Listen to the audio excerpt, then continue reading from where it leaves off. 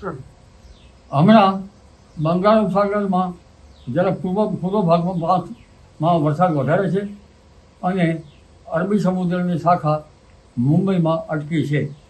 જો બંને શાખાઓ એક સરખી રીતે ચાલે તો વરસાદ સારો આવે. આ ઉપરાંત લગભગ આફ્રિકા તરફ એક એટમોસ્ફેરિક વેવ આવી રહેલ નથી.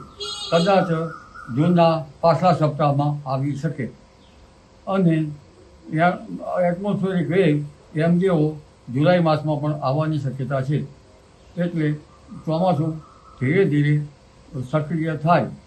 મુંબઈ તરફના ભાગમાં ચોમાસું 15 જૂનથી 18 જૂન વચ્ચે કદાચ સક્રિય થઈ શકે, પરંતુ મુંબઈમાં વરસાદ થવાનો શક્યતા 23 જૂનમાં ગુજરાત તરફ વરસાદ થવાની શક્યતા રહેશે અને આજથી 19 જૂન વચ્ચે મૃગશીર્ષ નક્ષત્રનો વરસાદ ગાજવીજ સાથે સૌરાષ્ટ્રના ભાગો, દક્ષિણ સૌરાષ્ટ્રના ભાગો, પશ્ચિમ સૌરાષ્ટ્રના ભાગો, ઉત્તર ગુજરાતના ભાગો, પંચમહાલના ભાગો, કેટલાક મધ્ય ગુજરાતના ભાગોમાં ગાજવીજ સાથે પવનની ગતિ સાથે વરસાદ થવાની શક્યતા રહેશે.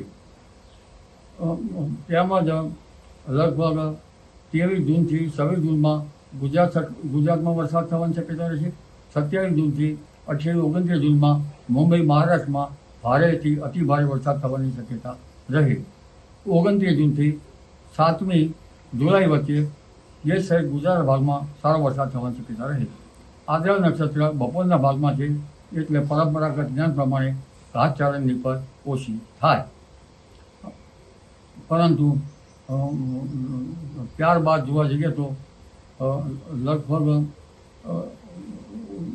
અલ નીનો સળવળી ઉઠવાની શક્યતા છે.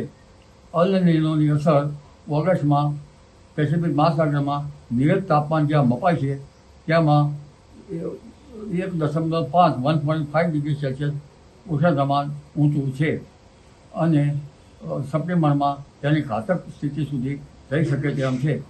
આવો સ્ટ્રોંગ અલ નીનો 1972માં હતો ત્યારે દુકાળ પડેલ હતો, પરંતુ લગભગ ગુજરાતમાં જોવા જઈએ તો હિન્દ મહાસાગરનું હવામાન ઓગસ્ટમાં સાનુકૂળ રહેવાની શક્યતા રહેશે. જુલાઈ માસમાં એમજેઓ એટમોસ્ફેરિક વેવ આવવાની શક્યતા રહેશે.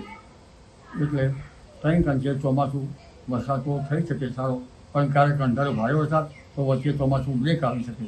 ચોમાસામાં બ્રેક આવે ત્યારે ખેડૂત ભાઈઓએ પિયતનું વ્યવસ્થાપન કરવું સારું રહે. જી ઓકે.